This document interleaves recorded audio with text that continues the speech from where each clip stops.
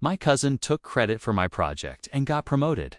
So I sent proof to the CEO, got him fired, and took his office without saying a word. I'm a 28-year-old software developer and I've been the family scapegoat for as long as I can remember.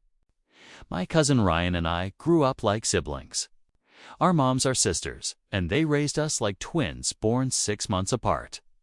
We were in the same schools, played the same sports, even dressed alike for family photos. But from the start, it was always him. Always Ryan. Ryan got the trophies, the applause, the framed photos on the grandparents' mantle. I got the "you could do better next time" speech on the ride home. He was the golden boy, the funny one, the confident one, the future CEO. And I was just ... there. Smart, but not ambitious, they'd say, as if that was some kind of compliment. Like being thoughtful or quiet made me less worthy of love. At family dinners, Ryan's stories would be met with roaring laughter and claps on the back. When I spoke, people would politely nod and return to their mashed potatoes. If I got an A, Ryan got an A+, and I was asked why I didn't study harder. If I made the soccer team, Ryan made varsetis. I barely made it. It didn't stop when we grew up. In some twisted joke from the universe, we both ended up at the same tech company. Different departments at first. I was back-end. He was more of a product-facing guy. But close enough that the comparisons never ended. My aunt even joked once, "At least you're in the same building as success now?"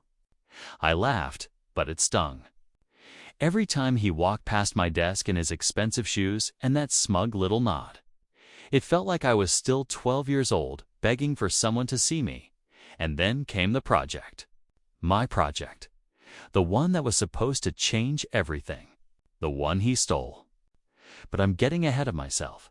It started with an email. Subject line: internal product competition, open to all departments. They were offering a $10,000 bonus, a direct pitch to the CEO, and, more importantly, the chance to lead the rollout if selected. My heart was pounding before I even finished reading it. This could finally be the thing that got me out from under Ryan's shadow. What no one knew was that I'd already been quietly working on something for months. It wasn't official. It wasn't even on the company's radar yet. But I had this idea, this simple, elegant tool that could automate a good chunk of our user onboarding process. Something that could reduce client drop-off and cut manual work by half. The kind of feature that made execs stop and pay attention. I'd noticed the cracks in our system during late-night bug fixes.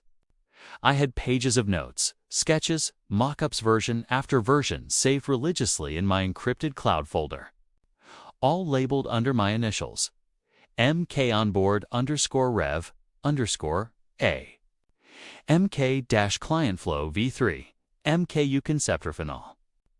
It wasn't much to look at yet, but it worked. And it worked well. For weeks, I lived inside that project. I skipped dinners, canceled plans, drank enough coffee to ruin my sleep for days. I was obsessed in the best way. I'd never felt more alive, more purposeful. It wasn't about the bonus, honestly. It was about being seen for once, respected. Not just Ryan's cousin, but Mitha. Guy with the idea that saved the company money and time, and I kept it locked down. No one knew. Not my team. Not even my manager. Definitely not Ryan, at least. I thought he didn't know until the day he casually asked me, "So you working on anything exciting these days?" With that grin. That same grin he wore the night he stole everything. It was a Tuesday when he cornered me near the break room. Ryan, holding a coffee he didn't drink, with that forced casualness he always used before saying something fake. "Hey," he said, leaning against the wall like we were old pals. "Mind giving me some feedback on a prototype I'm prepping for the pitch?" I froze. He never asked for my opinion. Ever. But I nodded. I told myself it was nothing. He opened his laptop, and within seconds, My stomach twisted so violently I thought I might throw up. On screen was my design, my exact user flow, my onboarding steps, even the color palette I'd been agonizing over for weeks. He'd changed the logo at the top and renamed one button. That's it? Looks familiar. I asked, keeping my voice level. He shrugged, like it was nothing. Guess we think alike. And then he smiled. That smug, perfect smile. The one that said, "You can't prove a damn thing." I didn't sleep for the next 2 nights. My hands were shaking when I walked into the pitch meeting. He was up first. I sat in the second row, heart pounding, as HR team leads and our CTO filed in. The CEO himself was on Zoom. Then Ryan began to speak, and he told my story. Every slide, every animation, every use case, watched it all unfold, like a nightmare I couldn't wake up from. People were nodding, taking notes, impressed. The CTO whispered something to the VP of product and smiled. Someone clapped at the end when it was over. Ryan stepped down and sat beside me. "You're up next," he said, sipping his coffee, eyes fixed forward. But I didn't go up. I couldn't, because he hadn't just stolen my idea. He'd made sure. I looked like the copycat. The email hit my inbox at 9:03 a.m. on Friday. Subject: Leadership. Update: Please congratulate Ryan Blake's body. We're thrilled to announce Ryan's promotion to Head of Product Innovation. His groundbreaking onboarding solution has already shown potential to reduce churn by 40%. We can't wait to see what he builds next. I read it 3 times before. I felt the bile rise in my throat. He didn't just steal my work. He climbed the damn ladder with it. Slack was a mess-fire emojis, clapping GIFs, congratulatory threads popping off in every department channel. Even the CEO replied to the email, absolutely well-deserved. And I sat there, motionless, watching it all unfold like a guest at someone else's party. My manager strolled past my desk later that afternoon and gave me this tight, patronizing smile.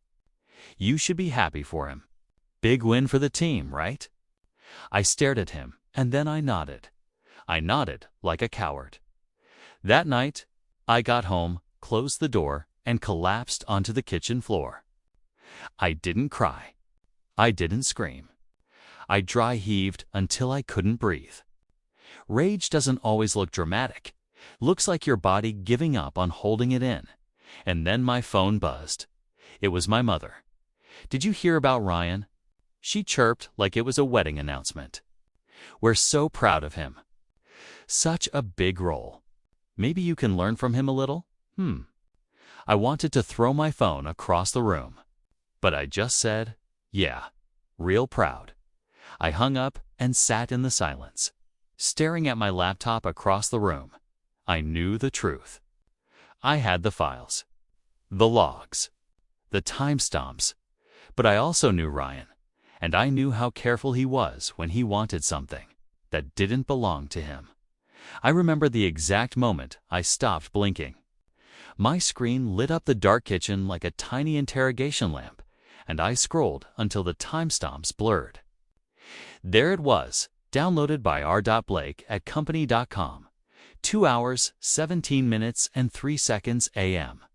My throat went dry. For months, I'd trusted the cloud, trusted the auto backups that whispered, "You'll always have a record."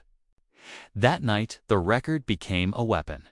My hands shook as I opened every revision history, version notes with my initials, commit messages that only I knew the shorthand for, a scatter of Slack drafts where I'd pasted flowcharts and cursed at a bug at 1:12 a.m.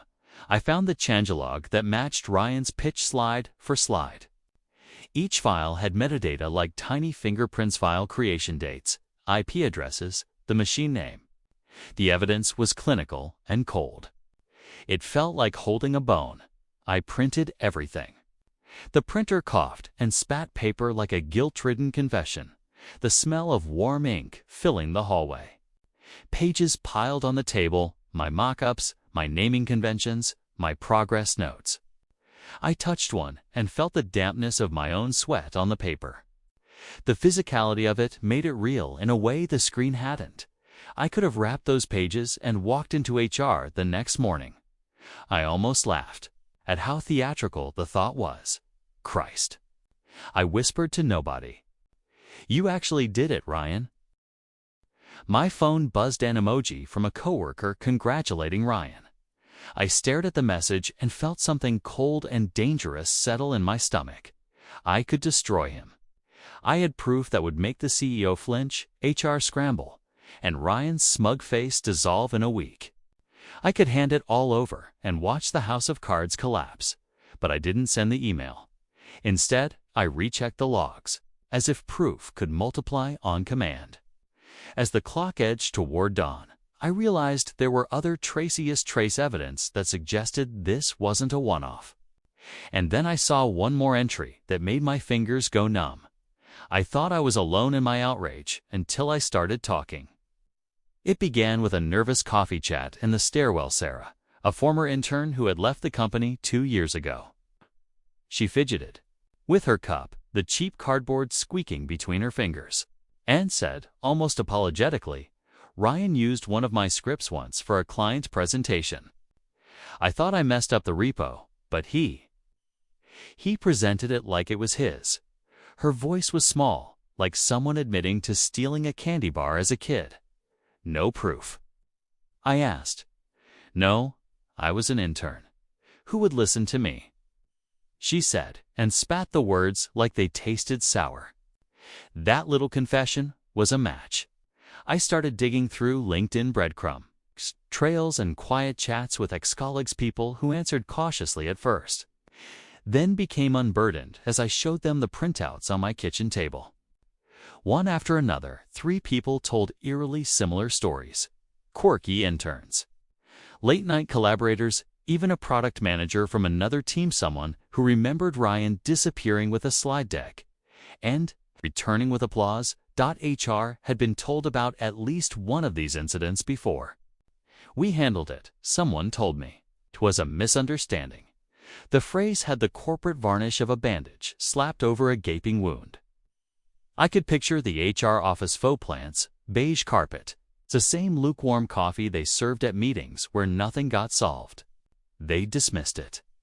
Brushed off complaints the way you brush crumbs off a table, quick, polite, forgetful. My anger shifted shapes. It wasn't just betrayal anymore. It was a pattern. A history of taking, of leveraging charm and timing to rewrite other people's work as his. The more I learned, the less this felt like an isolated theft, and the more it felt like collusion, an invisible safety net that let him keep climbing. I sat back in my chair, the printed pages crackling like bones under my palms, and realized this was bigger than me. If I wanted justice, I couldn't act like a wounded cousin. I needed a plan, and I needed an audience that couldn't ignore cold, indexed evidence. I opened my laptop, fingers hovering over the keyboard. And for the first time since finding the logs, I knew exactly who I needed to tell. I waited until Monday, not because I needed time to decide. I've already decided. I waited because I wanted to make sure the entire office was back from the weekend buzz. I wanted him seated at his desk. I wanted his inbox open when it landed. I drafted the email 5 times, deleted 4 of them. The final one was short, just facts, no emotion, no bitterness, no accusations. Subject: regarding the onboarding prototype. Ryan presented, body. Attached is a folder labeled for your eyes only.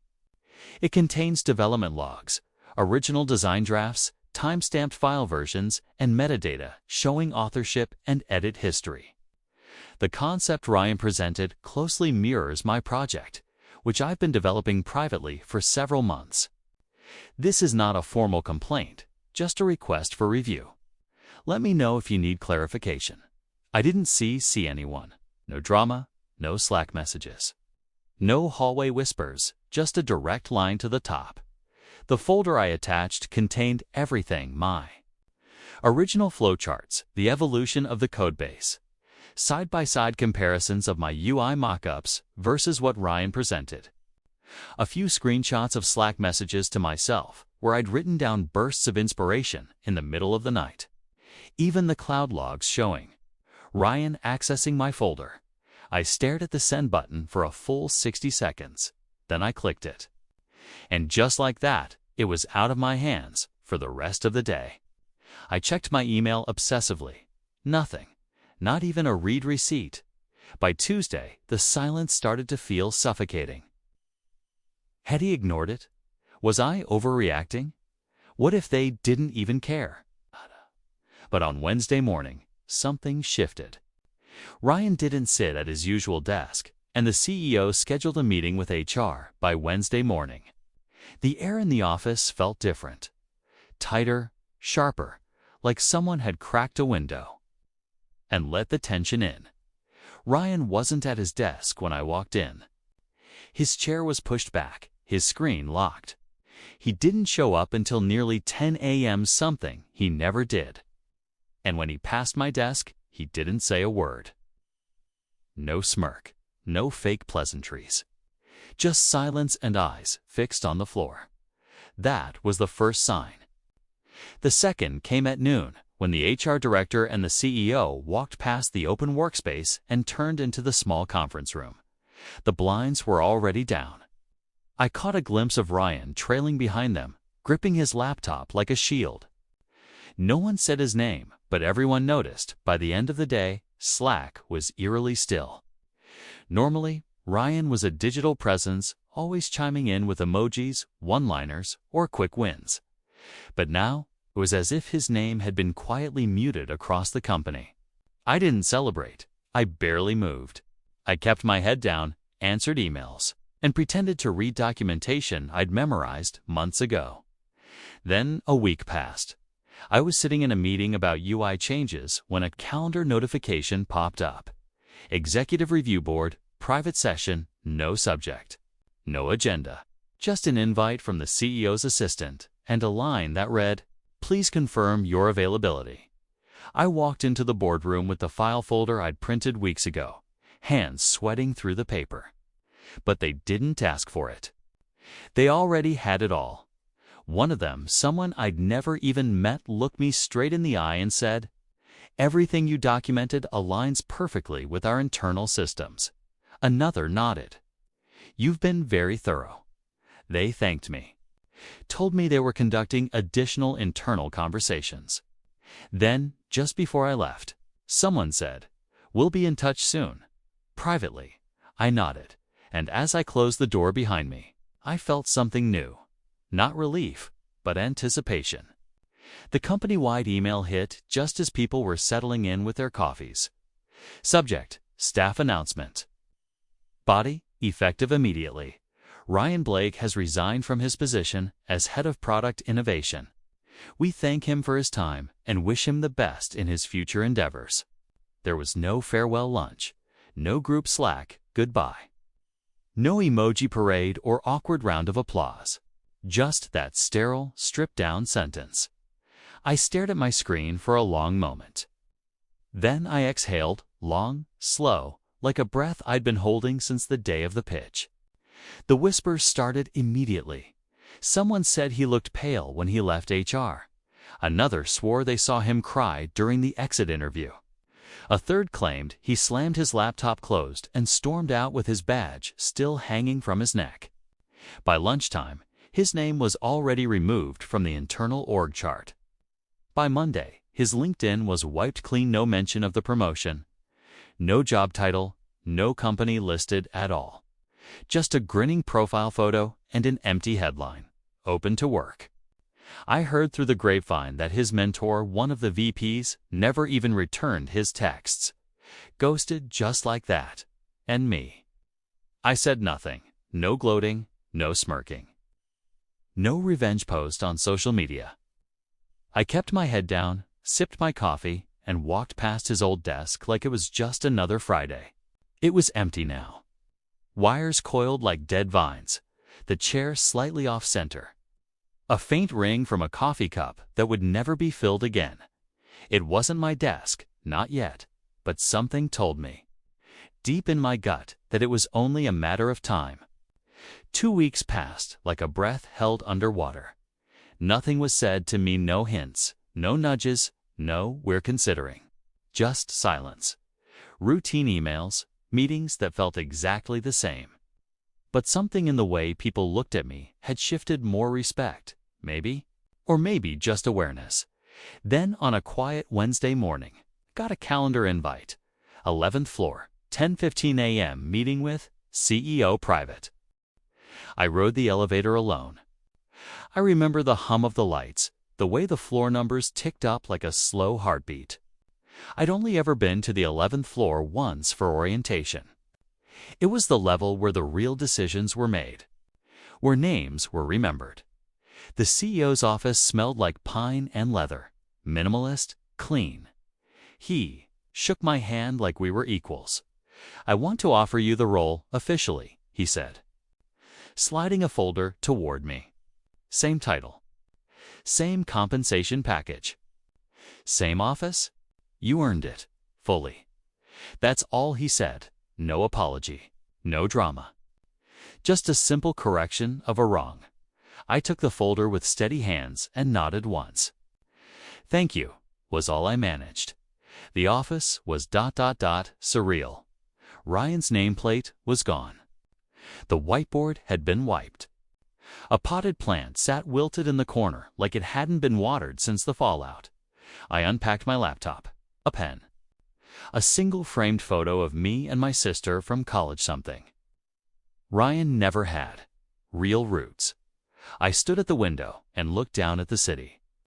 Tiny people moving in tiny patterns, unaware of the quiet war that had just ended on the floor above them. I didn't gloat. I didn't post about it. I didn't call my parents. This wasn't for show.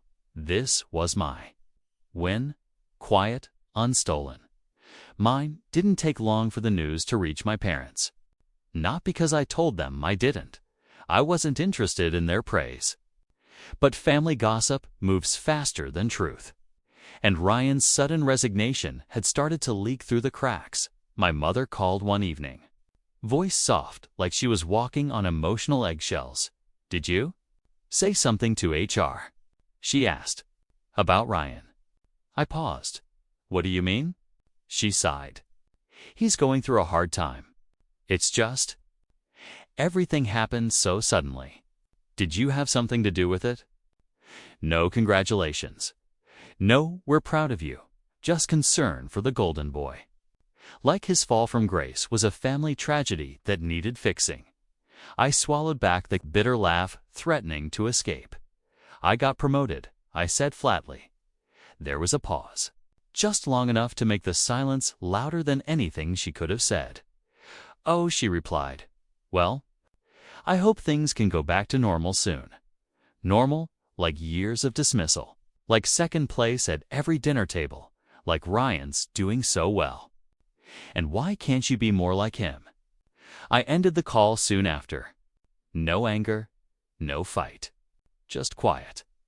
I stood in my apartment, phone still in hand, and turned slowly to face the folder on my desk, the one with the company letterhead and my name on it. And then I looked at the photo I'd taken of my office door earlier, that day. Head of Product Innovation, Malik Khanmai. Name. Clean, centered, permanent. I didn't need a family banner or champagne. Toast. I had something better now. Proof I was never the lesser one, and I earned every inch of that door. It's been 6 months. Most days feel normal now. I run stand-ups. I review pull requests. I mentor 2 interns, quiet, sharp minds like mine once was. The kind of people who say sorry before offering good ideas. I make sure they're heard, that no one walks off with their work behind a polished smile and a louder voice. Ryan. He's vanished from company memory like dust after a storm. No one talks about him. His name hasn't been spoken in a meeting since that email. New hires don't even know who he was. They assume I've always been head of product innovation. And I let them. Sometimes I open the drawer beside my desk and see the folder thick with screenshots, metadata, changelogs, and the evidence that once felt like survival. I haven't touched it in months. Haven't had to. But I haven't thrown it out either. Not because I want revenge. I already got that, but because I want to remember. I want to remember how it felt to be invisible, to be overlooked, to be right and still questioned. I want to remember what it cost me to stay silent while someone else turned my work into their reward. And I want to remember what it felt like to win quietly. Without spectacle, without cruelty. I never posted about it, never gloated, never sent a follow-up email saying, "Told you so." I just kept showing up. I kept building. I kept becoming undeniable. That was the part no one ever told me about revenge. It doesn't always come loud, or fast, or in the form of applause. Sometimes the best revenge is becoming someone so grounded, so sharp, so rooted in truth that even your enemies forget how to say your name. Because the real win is never needing to speak theirs again.